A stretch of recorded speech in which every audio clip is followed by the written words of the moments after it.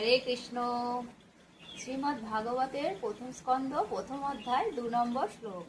ধর্মোপজাঝিত কৈতবহত্র পরম নিমৎসারাণম সত্যম বেদ্যম বাস্তবমত্র বস্তু শিবদম তাপত্রয়োন্মূলনম।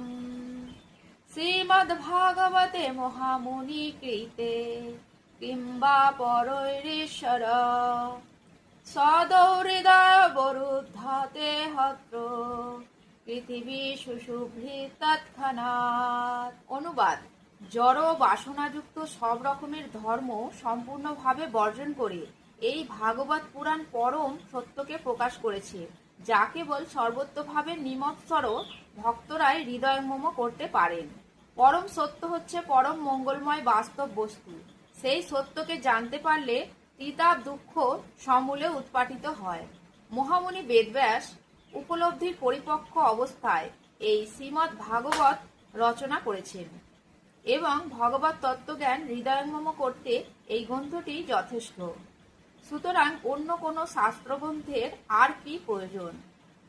কেউ যখন শ্রদ্ধাবনত চিত্তে এবং একাগ্রতা সহকারে এই ভগবতের বাণী শ্রবণ করেন, তখন তার হৃদয়ে ভগবত তত্ত্বজ্ঞান প্রকাশিত হয়। তাৎপর্য: ধর্মের অন্তর্গত 4টি মৌলিক বিষয় হচ্ছে পুণ্যকর্ম, অর্থনৈতিক উন্নতি, ইন্দ্রিয় সুখভোগ এবং চরমে জড়জগতের বন্ধন থেকে মুক্তি।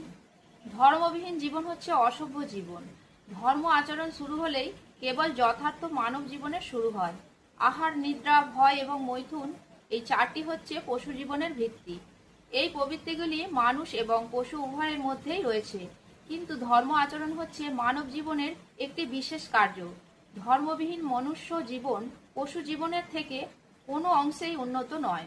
তাই মানব সমাজে ধর্ম অনুষ্ঠানের প্রচলন রয়েছে, যার উদ্দেশ্য হচ্ছে আত্মজ্ঞান লাভ করা এবং পরমেশ্বর ভগবানের সঙ্গে জীবের নিত্য সম্পর্কের কথা অবগত হওয়া।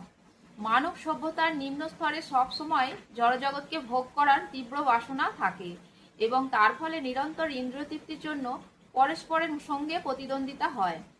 এই ধরনের চেতনার দ্বারা তাড়িত হয়ে মানুষ ক্রমান্বয়ে বিপর্যস্ত হতে হতে অবশেষে ধর্মের প্রতি উন্মুখ হয়।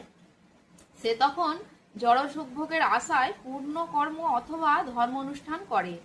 কিন্তু এই ধরনের জড় সুখভোগ যদি অন্য উপায়ে লাভ করা যায়, তখন তারা তথাকথিত সেই সমস্ত ধর্ম আচরণে অবহেলা করে।